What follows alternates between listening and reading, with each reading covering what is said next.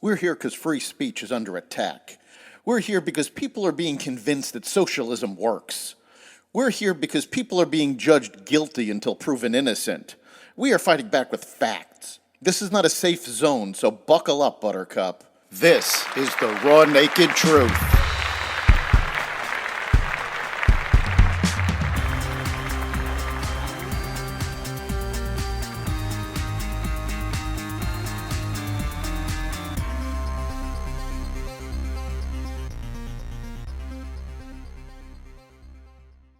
It's election day and it's all about the economy, stupid. You're listening to Raw Naked Truth. I'm your host, Eric Lopkin, and here's the news you need to know. And with this election day edition of Wallet Watch, we've got Chris Calandra from Elliott Wealth Management with us. Chris, welcome aboard. Thanks for having me. I'm excited about our discussion, given that it is election day. All elections are important. I think this one is particularly intense for a midterm election, especially. It's going to be wild to see how it all turns out. It really is. There are so many elections today that are rated as toss ups. They're just too close to call. And I suspect this is going to be a late night for a lot of the election watchers. I think you're. I think you're probably. I think you're probably right. And a lot of highly contested races, a lot of mixed polling. Pollsters have trouble in today's environment with technology and the lack of landlines. I don't think they've really caught up to all the changes that have taken place over these many years. So it's a little unclear how accurate the polls are. And then some are very biased. It's easy to tell sometimes how biased they are. Other times it's a little sneakier a version of bias. So there's a lot of uncertainty, although the prevailing wisdom, which I believe, is that the Republicans are likely to be pleased with the results. And my personal opinion, Eric, is that the Republicans will pick up between 25 and 30 seats in the House. That would give them control of the House. I think if you were doing the over-under game, I think it's more likely they would go over 30 than under 25 because of the trend pushing towards the Republican line of thinking on election day.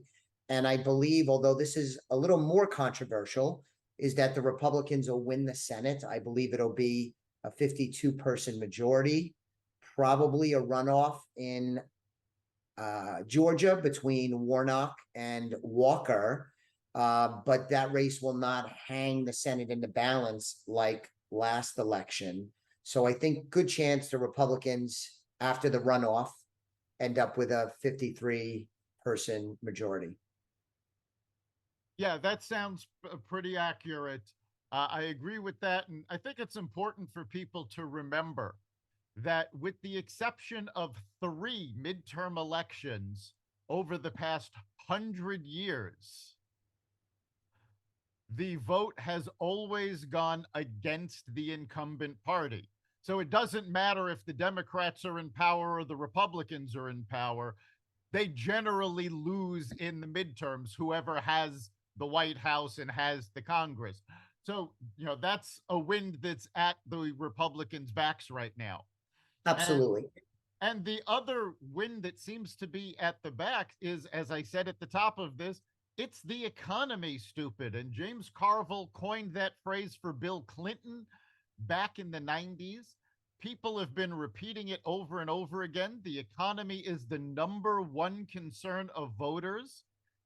And yet, with all of the economic news going on, the Democrats have chosen to almost ignore the issue and, in some cases, just poo poo it. Um, we just had comments by Joe Biden over the course of the last few days that he is shutting down oil and shutting down coal. And energy is a big part of what is causing inflation. So, what did you think of those comments, and how are people going to react? I think people will react negatively. I think at first glance, Americans probably will underestimate how important energy is in terms of, I think there's something like 6,000 products that are based on petroleum. It is in every facet of our lives. And so high energy costs, rising energy costs are very much a contributor to inflation. And that's going to get lost. The details might get lost on a lot of people because they may not appreciate all the nuances. But instinctually, at a gut level, they get that energy prices are the most important element, or one of the most important element that is driving inflation and impacting their pocketbook issues. And when you hear the president say that he is against fossil fuels in the strongest possible terms over the last couple of days, which, to be fair, is consistent with what he campaigned on and consistent with what he did on his first day in office. He's pretty consistent about it, at least in this election cycle when he ran for president. I don't think Americans like that and agree with it. Conceptually, they might, because the idea of a cleaner world and cleaner energy, and I mean, there's a lot to like there, but you can't replace something with nothing. And so I believe Americans will dislike that, and they will tie that rhetoric to inflation and high energy prices and drive more votes to the Republican side of the aisle. That's my prediction. Yeah, it's important to remember all of the different things. It's not just electricity. As we approach winter, it's going to be the cost of heating oil. It's going to be the cost of gas to heat the homes. It's the cost of diesel fuel, which delivers virtually every item you buy to the supermarkets and to the stores. So all of that raises prices. I was just watching an interview with a diner owner. He was saying, they say inflation is 8%, but he was paying 14 cents per egg. And now it's 40 cents an egg, which is a lot more than 8%. So you're seeing at the supermarket, prices have gone up over 8% because you've got prices going up because of inflation. And then you've got the energy increases on top of that to get things to places. Farming relies on diesel, so that's going to raise the prices of food. And the head of the DCC yesterday, either yesterday or the day before, made a comment that maybe people should be eating more Chef Boyardee to deal with inflation. Yeah, I don't think Americans are going to love that idea. No. And with all of that going on, we're also seeing we had a very mixed jobs report come out last Friday. We created more jobs than were expected, but the participation rate is down again. And since that jobs report came out, big tech has announced massive layoffs. Twitter has cut half of its company. Facebook is looking at its largest layoff in its history. Companies like Stripe and Uber are cutting their staff. Amazon and Apple have announced hiring freezes. So for all of Biden's talk about a strong job market, the numbers aren't really bearing that out anymore. Yes, and I'll also add that the unemployment rate ticked up. I think it got as low under the Biden administration of 3.5% a couple of months ago, and it ticked up recently to 3.7. Low by historical standards, but not as low as it was in 2019 before the pandemic. And you're seeing signs of strain in the job market. Last time we were together on air, you pointed that out. I'm a little bit more optimistic than maybe you are. It's important to note for your listeners, though, if you listen to Fed Chairman Powell's remarks last week, where the Federal Reserve raised interest rates again, and that increase was 0.75%. They're very aggressive in raising interest rates. Basically said, and I'm paraphrasing, that they want to destroy demand. They want to slow down demand. The Federal Reserve is raising interest rates to destroy demand in an effort to get demand in better equilibrium with supply, which will bring down the inflation rate.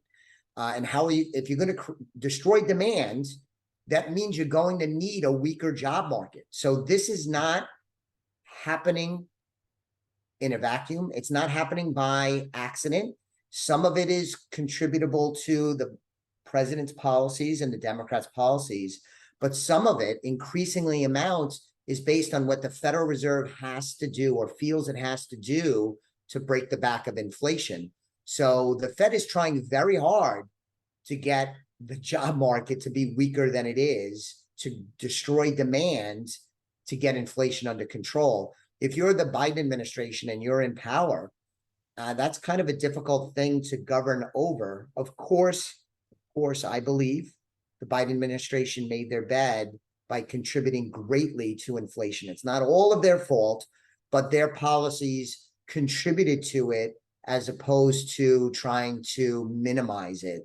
But Jerome Powell's comments consistently through this interest rate rise cycle makes you believe if they get their way, and they probably will, Eric, you're going to get a worsening job market and you're going to get demand destruction.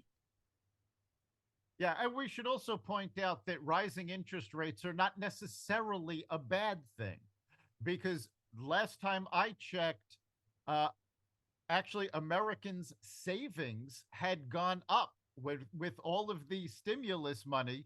People were putting money away in savings. Now you're going to see banks actually paying interest on your savings.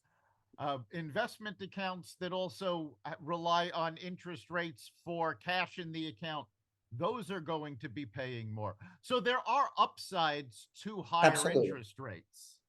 Yes, any government policy, there are going to be winners and there are going to be losers, and the art of leadership is to help as many people as you can without hurting, minimize the amount of hurt that you have.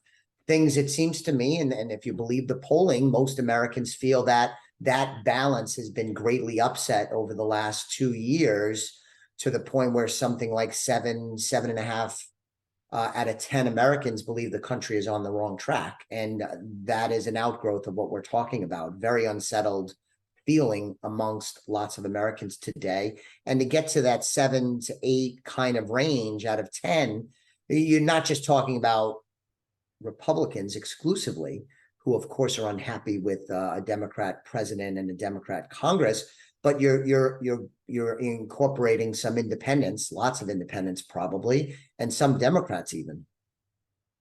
Yeah, according to the polls, there are a lot of Democrats, especially in swing states, that have decided to not back the Democratic candidates because of specific decisions. I think you're seeing the blowback of the energy policies in states like Pennsylvania and Ohio. You're seeing the blowback in education among suburban women who, over the last several months, swung from supporting Democrats by 16% to supporting Republicans by 20%. So that Yes. was a massive swing. You're seeing groups that have been taken for granted switch parties. You're seeing African Americans say, you know what, the Democrats haven't done anything for us. You're seeing Hispanics saying the Democrats haven't done anything for us. And in fact, that goes back to the labor market, because if you break down the numbers, during the Trump administration, he always touted lowest African American unemployment, lowest Hispanic unemployment, lowest unemployment rate for women. You're not seeing that anymore. You're seeing historic lows overall, but it's primarily white males that are benefiting, and minority groups are seeing higher unemployment.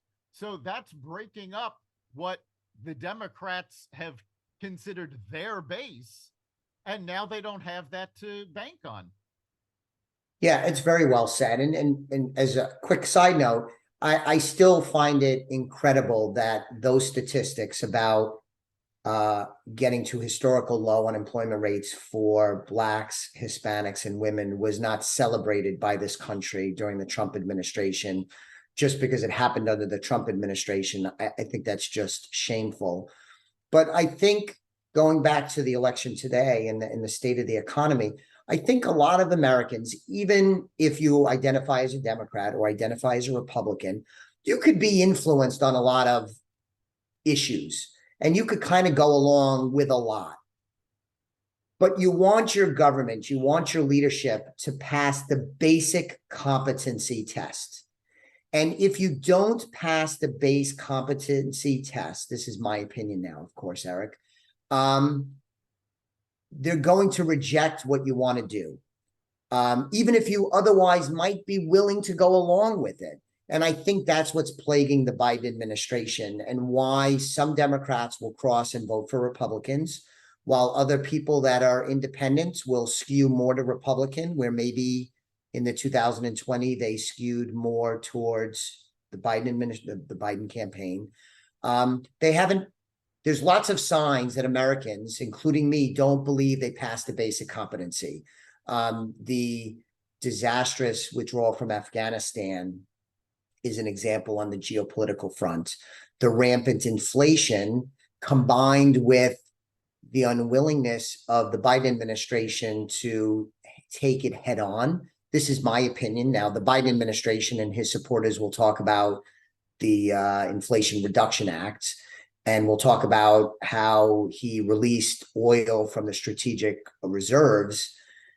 But I think Americans largely see through that. I don't believe that enough Americans of all stripes feel that the Biden administration, that President Biden himself has passed the basic competency test. Well said. And thanks for being here on this Election Day edition of Raw Naked Truth. And remember, no matter what the polls say, every vote counts. Whoever you're supporting, get out there and vote if you haven't already. And that's the Raw Naked Truth.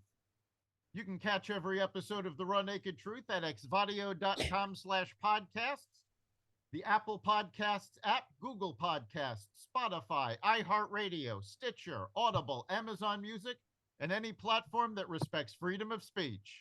We'll see you next time.